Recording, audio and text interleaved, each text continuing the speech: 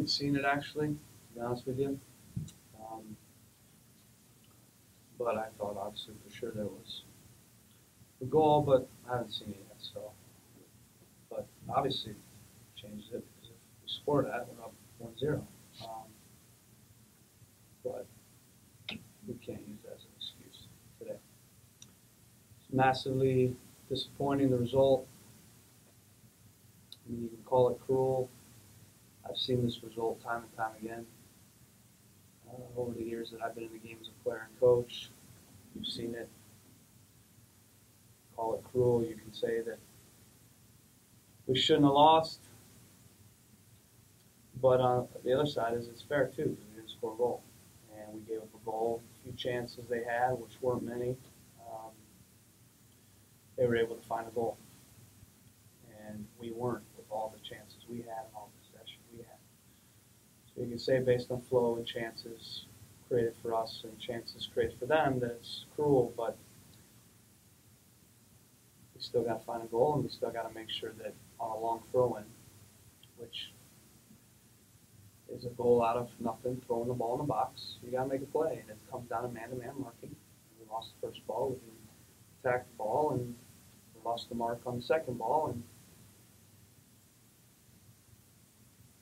it's upsetting and very frustrating to concede that type of goal. It's one of the most frustrating things as a coach because it comes down to marking.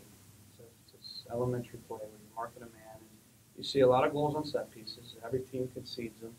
And every time you concede on a set piece, it's frustrating because you work on them, talk about them. It's a big part of the game. It's why a third of the goals are scored on set pieces. And it's unfortunate. And like I said, you call it cruel, but I call it fair because in the end, we still have to find a way to deal with it and find a way to score a goal, and we didn't. So I take responsibility. I apologize to the fans, supporters. They deserve better. And it's, again, my job to pick the team, to prepare the group, to train the group, to motivate the group. You know, in terms of flow, I thought we deserved better, but at the end of the day, we didn't get it done. We fell short. So we have to also credit KC. They're obviously a very good defensive team, one of the best defensive teams in the league. They did a nice job of defending deep, and they had a good plan. And, you know, in the end, like I said, we fell short. We didn't get it done.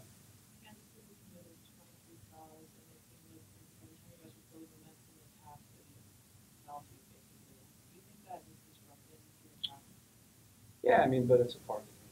I mean, it's a tactic the teams use, and you got to deal with it. Plain and simple. You got to deal with it better. What do you think the team needs to do to deal with it? You just got to finish the chances you get. We still had a lot of chances. We had a lot of moments. When a team sits like that deep and they're organized, and you know, comes down to moments, set piece like they got, or a cross, combination play, but it's difficult. You see it at every level. When the team parks the bus like that, it's a tactic that teams use, and I don't blame them for doing it. It worked.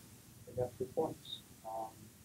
So at any level, doesn't matter what level, best teams in the world struggle to create goals when teams do that. And we have to be better, hungrier, more aggressive in those moments. You know, our attack has been very good recently, but we weren't so good tonight. We weren't able to get a goal.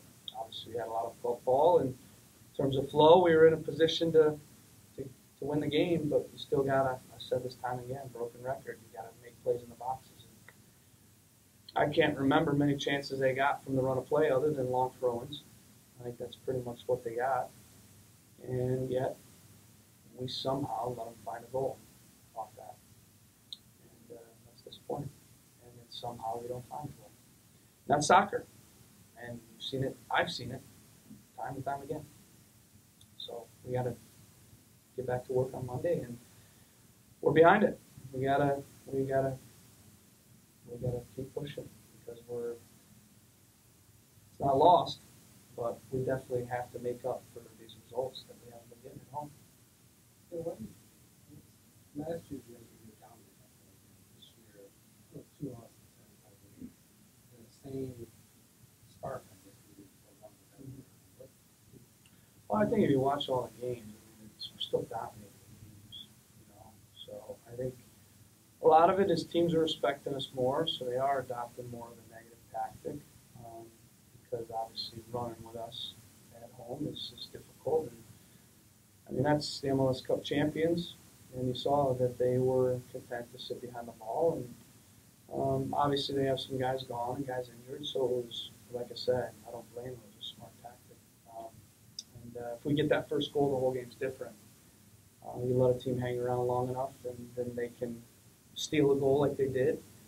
Now they can drop even deeper, and it's difficult. It's difficult. You see teams that get a lot of chances like we did, a lot of possession like we did, but they can't find a goal. That's very common.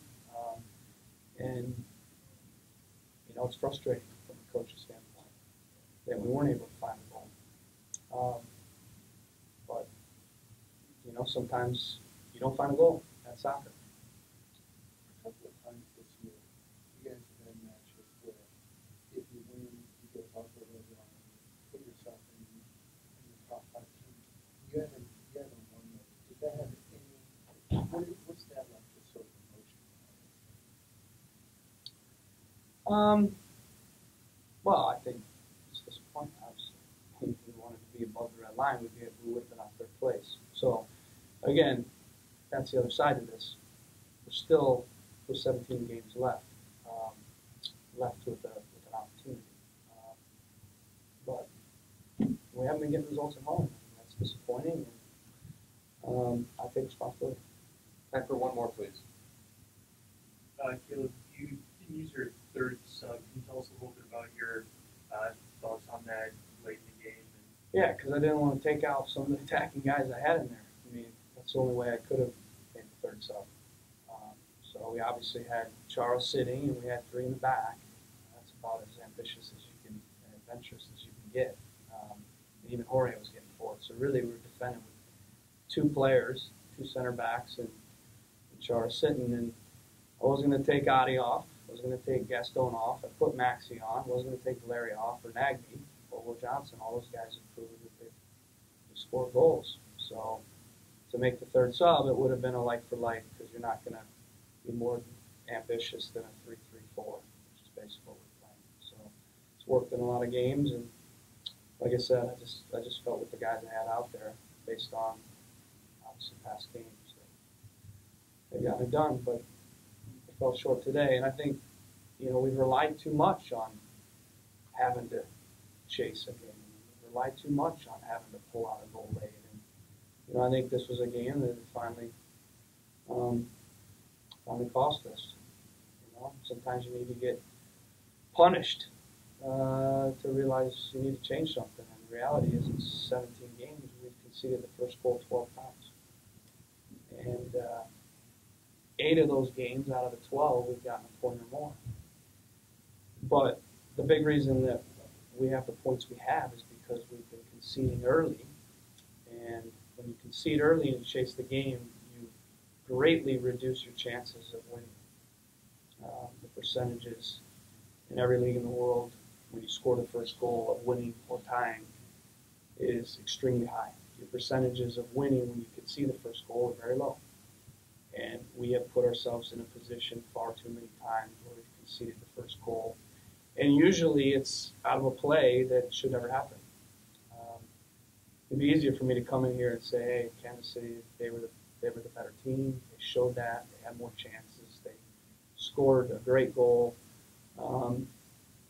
They broke us down. They were just better. That'd be a much easier conversation for me, but that's not the case. We saw the game.